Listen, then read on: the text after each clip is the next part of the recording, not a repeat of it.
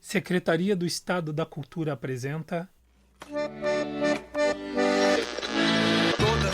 Todas utopias possíveis. A Saga da Tribo.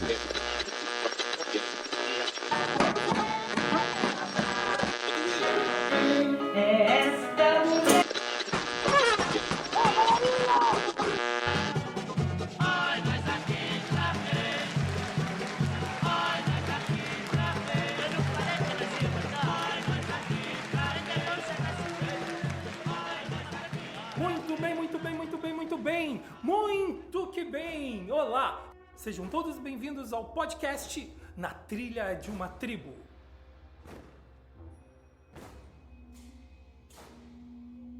O amargo santo da purificação é uma visão alegórica, é uma visão barroca da vida, da paixão e da morte do revolucionário Carlos Marighella. Através do uso de máscaras, de elementos da cultura afro-brasileira e figurinos com cores fortes e cheios de significados, levou-se para a rua um dos períodos mais tristes da história do nosso país, usando como fio condutor os poemas de Carlos Marighella transformados em canções pelo músico Johann Alex de Souza. E para continuar a nossa conversa...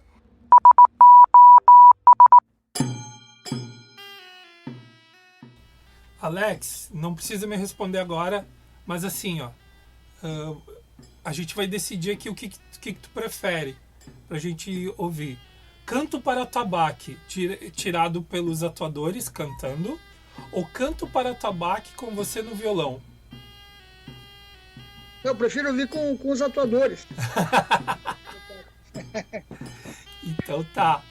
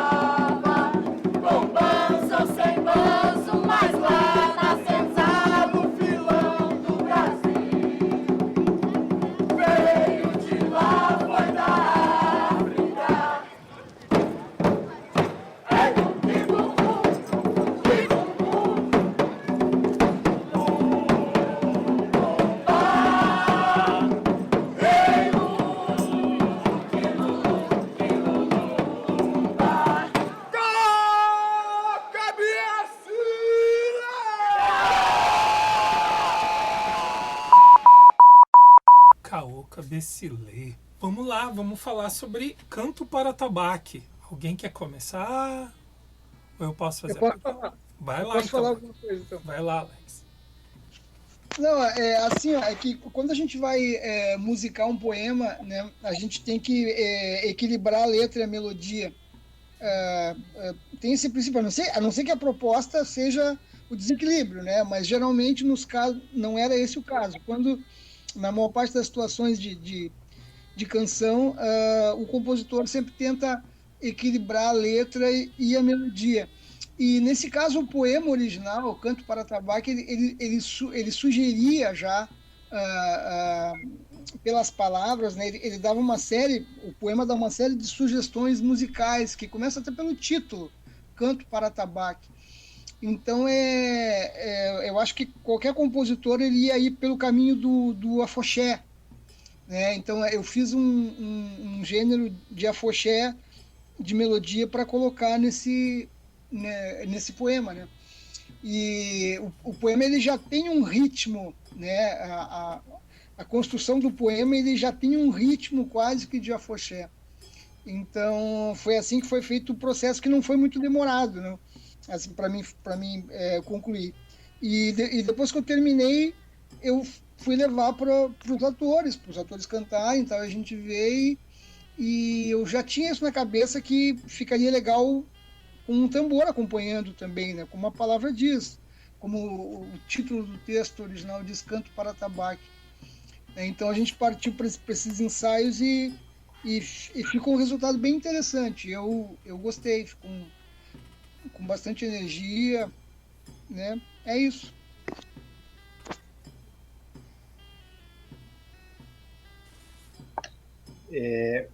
Essa canção ela marcava o nascimento do Carlos Marighella. Então vinha logo depois do encontro desses dois cortejos inicial, que trazia os italianos e os africanos, e era o momento dessa fusão, e debaixo da saia, da grande saia dessa figura da Iemanjá, nascia o Carlos Marighella. E aí havia, na própria letra, né, no poema do Marighella, narrava essa história, né, da origem desse personagem, né, como ele mesmo se autodenominava, né, esse mulato baiano. E era essa música, como o Alex falou, os tambores que estavam presentes no cortejo dos africanos continuavam em cena, e era o som, né, dessa cena, onde o próprio Marighella era carregado, né, por essas figuras italianos e africanos, e recebia um patuá, um colar, que a Iemanjá colocava no seu afilhado, vamos dizer assim. Eu lembro que era uma coisa que eu gostava muito da reação das pessoas quando o Marighella saía de debaixo da saia, porque, claro, alguns sempre viram, né? Algumas pessoas sempre viram, e aí isso incita a curiosidade, né? Então, de certa forma, só nos ajudava, né? Tipo, porque deixava as pessoas mais curiosas. E ao mesmo tempo, do outro lado da roda, quem não via isso, né? Não viu o ator entrando, se surpreendia, e era muito legal de ver a reação das pessoas nesse momento tipo, tinha gente que realmente achava porque me perguntaram, então eu posso realmente afirmar que tinha gente que realmente achava que o ator ficava desde o início do espetáculo até esse momento embaixo da saia. E Alex, como foi assim, porque A música, quando você apresentou ela tá no violão, né? Você mesmo sugeriu a ideia do tambor, como você falou, mas como é esse processo de pegar pessoas, atores, e nem todo ator tem uma noção musical, ou como diz a Marta, intimidade, né, com a música. E como foi isso, assim, esse processo de fazer eles cantarem e tal.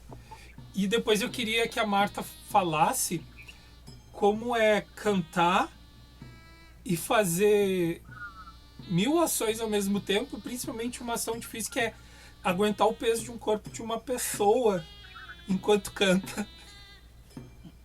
Sim, esse tema, né, do ator fazendo uso da música para a sua arte, para o teatro, e fazendo uso da música, seja cantando ou tocando, ele é um tema bem interessante, e eu já me debrucei sobre esse tema, inclusive na ocasião que a gente fez esse espetáculo, o Amargo Santo da Purificação, eu achei tão interessante isso que foi um trabalho acadêmico meu, porque na época, coincidentemente na mesma época, eu estava fazendo um curso de especialização em pedagogia da arte na Universidade Federal do Rio Grande do Sul, e eu utilizei esse tema para o meu trabalho de conclusão, que é uma observação dessas estratégias, né,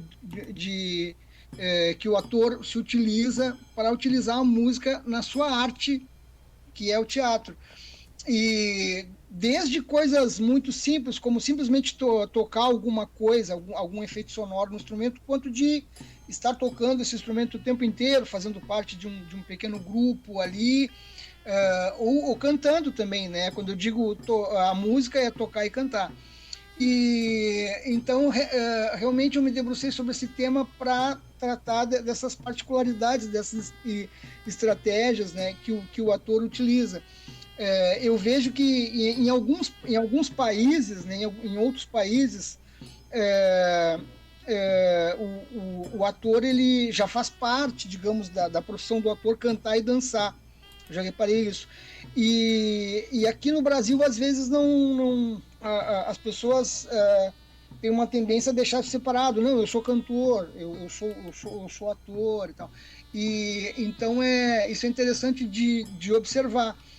Mas eu vejo que a musicalidade ela sempre esteve presente no grupo É Nós Aqui Outra Vez, essa busca pela música ela acabou levando até um certo prosseguimento nas gerações seguintes. É bem interessante, isso também falo no trabalho. Isso levou até dá para se falar, numa certa tradição transmitida, né? Eu acho que isso colaborou muito assim para a apropriação da música pelos atores, seja para cantar ou para tocar instrumentos, né? Então eu reparei que tem isso. Se a gente reparar ao longo do tempo, quem viu desde do início do grupo do Enóis Aqui Outra Vez, o Enóis foi adquirindo know-how musical, foi adquirindo patrimônio, foi adquirindo instrumentos e fazendo a manutenção desses instrumentos musicais e passando adiante, né? No mesmo sentido que uma escola de samba, uma agremiação faz também, né? Que a agremiação faz isso, ele faz a manutenção dos instrumentos, da bateria da escola de samba, digamos, e faz questão de passar isso para as gerações seguintes, né? Para eles aprenderem, para ter alguém que vá tocar depois, né? No caso, né? Assim, comparando assim de forma muito poética. Então eu vejo isso, mas é a questão do trabalho, é ensaio e tal. Eu acho que é o tempo de aprendizagem de cada pessoa, né? E é o processo de trabalho de ensaio. Eu acho bem bonito isso que o Alex fala desse processo, porque acho que ele tem muito a ver com a forma como a Enóis trabalha em diversos âmbitos, né? Que é a gente investir numa apropriação por parte dos próprios atuadores, de eles poderem se apropriar dos meios para poder fazer. Então, essa aprendizagem musical faz e também de adquirir instrumentos, cada vez mais instrumentos e instrumentos diferentes, né? A gente, inclusive, em determinado momento investiu bastante em adquirir instrumentos que quase ninguém, talvez pouquíssimas pessoas tenham, como um cura, como um sitar indiano, como um harmônio, enfim. São coisas que realmente o Ainais tem investido e tem a ver com essa apropriação do fazer teatral, que envolve também a música e que envolve outras habilidades necessárias, né? Então é bem interessante ouvir do ponto de vista do Alex o que ele fala sobre isso. E ao mesmo tempo eu queria fazer uma observação para quem não assistiu o espetáculo, que o Amargo Santo da Purificação, ele quase não tinha texto falado, diálogos eram pouquíssimos, assim, a gente pode contar numa mão a quantidade de vezes que tinha diálogo. Toda a história era contada a partir das músicas, dos poemas musicados, os poemas do Marighella que o Alex musicou. Então, tudo que tinha de voz nossa estava nessas músicas. E, ao mesmo tempo, era um espetáculo super coreografado, em que a gente investiu na ideia de usar a dança, o teatro dança, né? E de usar muita coreografia. Então, de criar imagens com grandes coros, né? A gente tinha muitos coros, muitas imagens com esses coros. Então, tinha isso. E aí que eu entro na questão que o Beto fez, que a gente passava o tempo todo em função das coreografias e das músicas, que eram a nossa voz, a nossa fala. Como não tinha diálogo, tudo que a gente falava era por meio da música, então a gente passava o espetáculo inteiro com muitas coreografias em coro e muitas músicas. E isso implicava em a gente ter um fôlego, né? A gente corria na rua, era uma roda, a gente fazia uma roda bem grande, né? O Amargo Santo. A gente conseguia fazer uma roda ampla e ainda assim preencher todos os espaços dessa roda e contaminar o público com uma energia bem forte e muita coreografia. Então, no caso dessa música, do Canto para Tabaque, era isso, a gente já vinha, eu mesma já vinha de 10 minutos de cantar La Lega, que é uma música que a gente não para um segundo de cantar, para um segundo, mas assim, as pausas são pouquíssimas, né? Então a gente chega lá, tá quase sem fôlego. E depois a canção Canto para Tabaque, né? Surge, como o Paulo contou, surge o Marighella debaixo do ventre da Iemanjá. E é um momento de celebração do nascimento dessa pessoa que vai ser tão especial, né? E que quando falam do Marighella, falam como vai Carlos ser Marighella na vida, porque assim como falam do vai ser Gauch na vida, né? No poema, vai ser Marighella na vida, porque Marighella foi uma pessoa extremamente marcante, né, na trajetória do país. Então é a celebração de nascimento dessa pessoa que depois vai ser tão marcante na história brasileira. Também é uma coreografia, a gente usa da ideia da roda, né, assim como o atabaque traz essa cultura da relação com a terra, que a própria música de atabaque traz. Também essa dança circular tem um pouco dessa retomada dessa cultura relacionada com o chão, com a terra e talvez até com a fertilidade, que é o momento todo de surgimento e de nascimento, de criação desse ser que virá. Acho que é isso. Beleza. Eu tenho agora ouvindo a Marta, né? Eu lembrei de não eram músicas do Amargo. Acho que a gente estava no processo da Medeia, mas eu acho que isso complementa o que a Marta falou. Eu não lembro que outro grupo estava nos visitando, mas eles estavam com a gente o dia todo. Então eles nos viram ensaiando, estudando. E aí eu lembro que passou o dia inteiro na terreira com a gente, e a gente tinha feito alguma outra atividade também o dia todo, em cima já da construção da Medeia. E eu nunca esqueci que a gente entrou no ônibus para voltar, sentou um do lado do outro, era a Marta que estava do meu lado ainda, e esse jovem desse outro grupo, que eu não vou lembrar agora o nome, né, na cadeira ao lado, né? E aí a gente começou a cantar uma das músicas do espetáculo. É o grupo paulista dos 5. Isso! Grupo dos 5. E aí a gente começou a cantar a música ali de boa, e a gente tava se divertindo ao mesmo tempo que tava, né, pensando na música, ensaiando, mas já tinha um domínio dela, cantando. E daqui a pouco ele vira, mas vocês não param nunca? Né? Porque isso é uma coisa que eu mesmo falo muito para as pessoas com quem eu dou oficina, né? Tem que ficar ouvindo, tem que ficar cantando, tem que ficar no sentido da música, né? Tem que ficar sempre, principalmente ouvindo, né? Mas eu achei muito engraçado, e é isso, tudo isso que a Marta fala me remete muito a esse momento, assim. Porque eu lembro que eu parei, olhei para ele, dei uma risada e disse, não, a gente tá sempre assim.